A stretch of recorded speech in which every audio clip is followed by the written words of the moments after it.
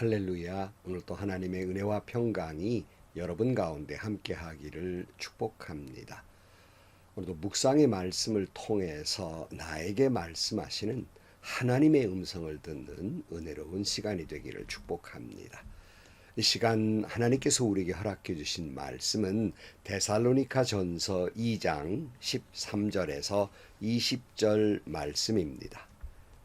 우리가 하나님께 끊임없이 감사하는 것은 여러분이 우리에게서 하나님의 말씀을 받을 때에 사람의 말로 받아들이지 아니하고 실제 그대로 하나님의 말씀으로 받아들였기 때문입니다. 이 하나님의 말씀은 또한 신도 여러분 가운데에서 살아 움직이고 있습니다. 형제자매 여러분, 여러분은 그리스도 예수 안에서 유대에 있는 하나님의 교회들을 본받는 사람이 되었습니다. 그들이 유대 사람에게서 고난을 받는 것과 같이 여러분도 여러분의 동족에게 똑같은 고난을 받았습니다. 유대 사람들은 주 예수와 예언자를 죽이고 우리를 내쫓고 하나님을 기쁘게 해드리지 않고 모든 사람에게 적대자가 되었습니다. 그들은 우리가 이방 사람에게 말씀을 전해서 구원을 얻게 하려는 일까지도 방해하고 있습니다. 그리하여 그들은 자기들의 죄의 분량을 채웁니다. 마침내 하나님의 진노가 그들에게 이르렀습니다. 형제자매 여러분, 우리가 잠시 여러분을 떠난 것은 얼굴이요 마음은 아닙니다. 우리는 얼굴을 마주하고 여러분을 볼 수 있기를 간절히 바라고 있습니다. 그러므로 우리는 여러분에게로 가고자 하였고 특히 나 바울은 한두 번 가고자 하였습니다. 그러나 사탄이 우리를 방해하였습니다. 우리 주 예수께서 오실 때에 그분 앞에서 우리의 희망이나 기쁨이나 자랑할 면류관이 무엇이겠습니까? 그것은 여러분이 아니겠습니까? 여러분이야말로 우리의 영광이요 기쁨입니다. 아멘. 데살로니가 교회는 사도 바울이 2차 전도 여행 때 처음 빌립보 교회를 세우고 당시 그리스도 북쪽 마케도니아 행정 수도였던 데살로니가에 가서 두 번째 교회를 세우게 됩니다. 그 자세한 내용은 사도행전 17장에서 잘 기록되어 있습니다. 사도 바울은 데살로니가에 있는 유대인 회당에서 복음을 전하게 됩니다. 이때 유대인들뿐만 아니라 당시에 경건한 헬라인들, 그 큰 무리들, 적지 않은 귀부인들이 예수를 믿게 됩니다. 그 은혜를 받게 되죠. 13절 말씀에 우리가 하나님께 끊임없이 감사하는 것은 여러분이 우리에게서 하나님의 말씀을 받을 때에 사람의 말로 받아들이지 아니하고 실제 그대로 하나님의 말씀으로 받아들였기 때문입니다. 이 하나님의 말씀은 또한 신도 여러분 가운데에서 살아 움직이고 있습니다. 그러니까 사도 바울이 복음을 전할 때 이 지역은 헬라 철학이 아주 횡행한 지역이었고 또 헬라 사람들은 헬라 철학을 굉장히 자부심을 느끼던 시대입니다. 그러나 사도 바울이 하나님의 말씀을 전할 때 그들이 심취해 있는 철학주무로 듣지 아니하고 하나님의 말씀 그대로 하나님의 말씀으로 받아들이고 있었다는 거예요. 그러므로 그 말씀은 데살로니가 교인 안에서 살아 움직이고 있습니다. 역사하고 있다는 말씀입니다. 그런 거로 성도 여러분, 하나님의 말씀을 들을 때에는 사람의 말로 들어서는 안 됩니다. 어떤 좋은 성현의 말씀이나 어떤 인생의 철학이나 좋은 말씀 한번 들으려고 교회에 나오는 것이 아닙니다. 그런 말씀은 교회에 나오기보다는 어떤 유명한 강사들, 철학자들, 교수님들 이런 분들에게 들어야 합니다. 설교는 그런 철학이나 인생에 좋은 살아갈 교훈이나 지혜를 얻는 시간이 아니라 하나님의 말씀을 듣는 시간이에요. 그야말로 그대로 하나님의 말씀입니다. 그럴 때 비로소 여러분 안에서 그 말씀이 역사하게 되는 것입니다. 여러분이 수십 년 예수를 믿고 아무리 말씀을 들어도 말씀의 홍수 시대에 우리가 살아가고 있지 않습니까? TV나 이처럼 유튜브나 무슨 라디오나 뭐 교회에도 뭐 매일같이 말씀이 선포되고 있는데요. 왜 그 말씀이 역사되고 있지 않을까? 바로 그것은 하나님의 말씀으로 듣지 않기 때문이에요. 좋은 말씀, 재미있는 말씀, 철학적이고 인생에 지혜 있는 말씀으로 그렇게 사람의 말로 듣기 때문입니다. 바라기는 여러분 말씀을 들을 때마다 그대로 하나님의 말씀으로 들으시고 그 말씀이 여러분 안에 놀랍게 살아 움직이고 역사되기를 주의 이름으로 축복합니다. 14절 말씀입니다. 형제 자매 여러분, 여러분은 그리스도 예수 안에서 유대에 있는 하나님의 교회들을 본받는 사람이 되었습니다. 그들이 유대 사람에게서 고난을 받는 것과 같이 여러분도 여러분의 동족에게서 똑같은 고난을 받았습니다.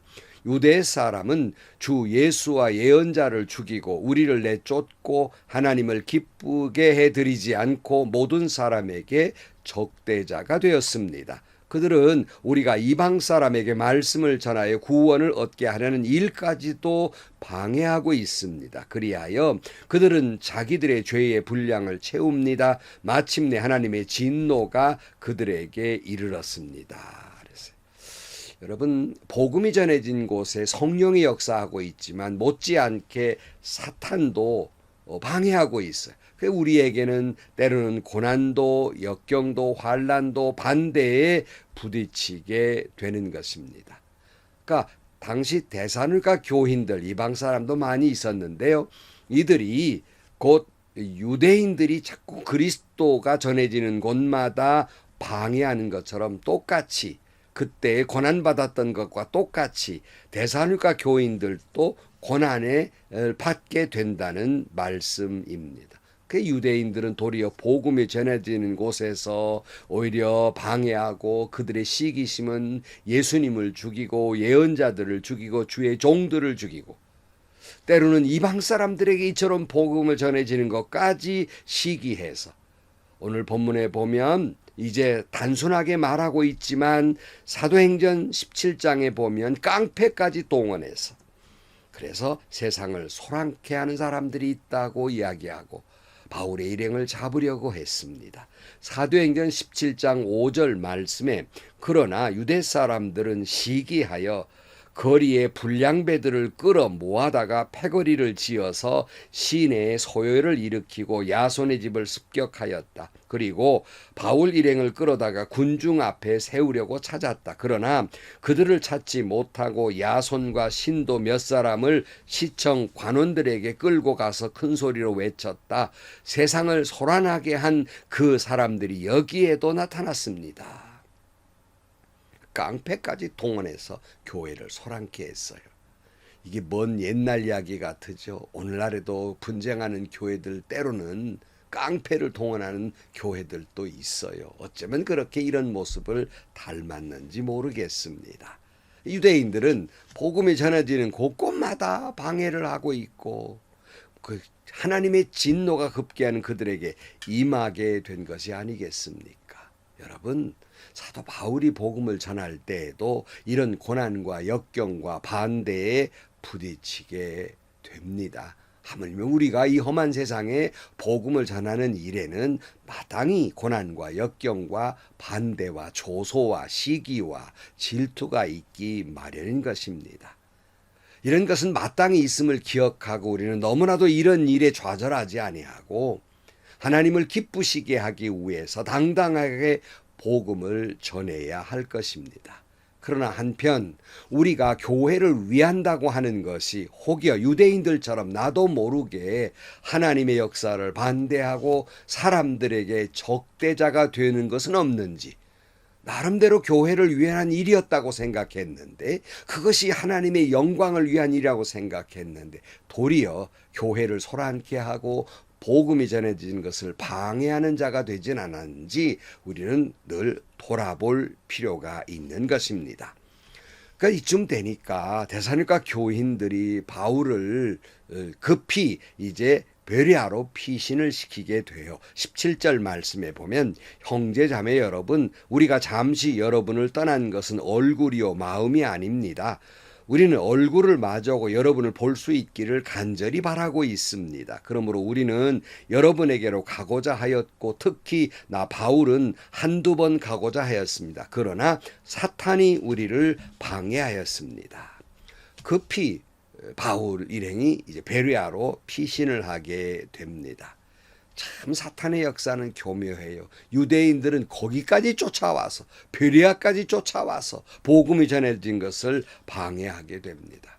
결국 또 거기도 또 복음을 전하다가 급히 또 아테네죠로 이제 피신을 하게 됩니다.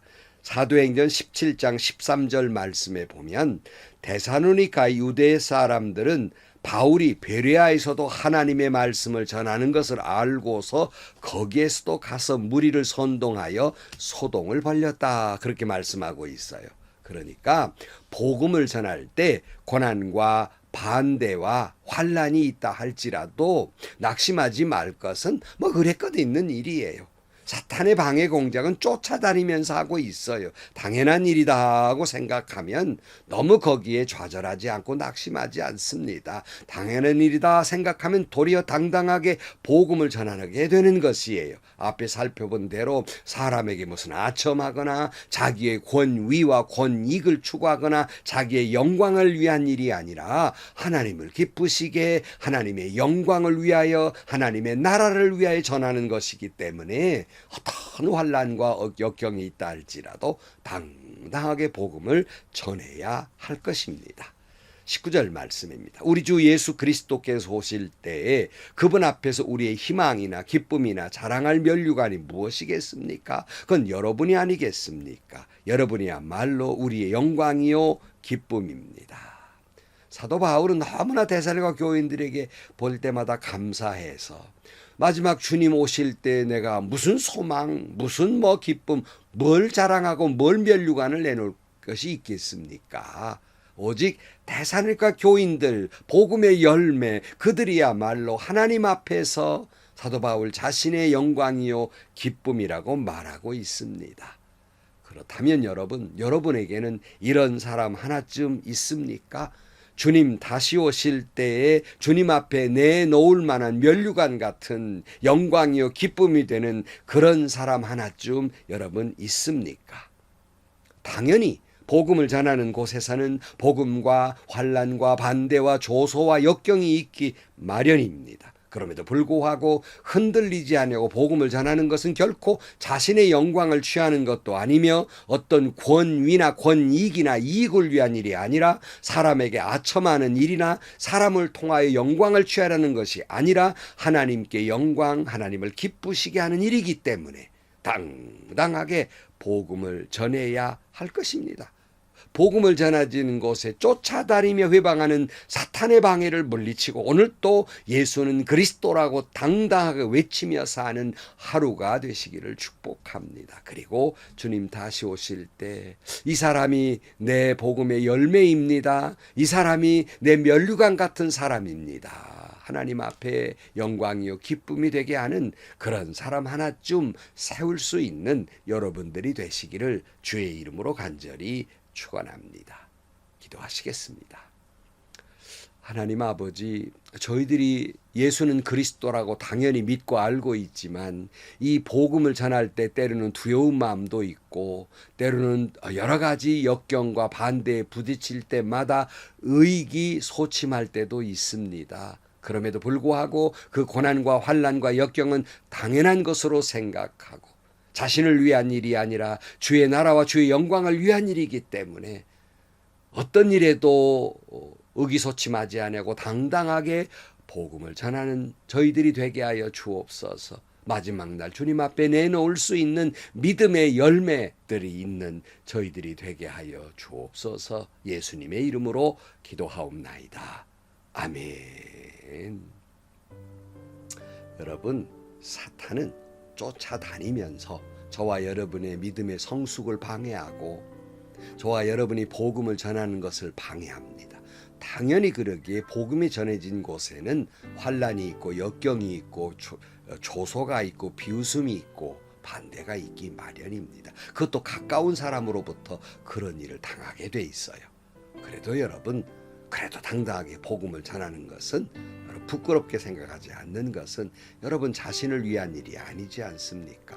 사람의 영광을 취하는 일이 아니지 않습니까? 사람에게 칭찬받으려고 하는 일이 아니지 않겠습니까? 사람은 당연히 여러분 어렵게 만들 것입니다. 그러나 우리의 목적은 하나님의 영광, 하나님의 나라, 하나님을 기쁘시게 하는 일이기 때문에 당당할 필요가 있어요. 예수는 그리스도라고 외치며 사는 여러분들이 되시기를 축복합니다. 그리고 주님 다시 오실 때 이 사람이 내 믿음의 열매입니다. 그렇게 하나님 앞에 내놓을 수 있는 여러분들이 되시기를 축복합니다. 행복하시고요. 좋은 일이 가득한 하루가 되시기를 주님의 이름으로 간절히 축원합니다.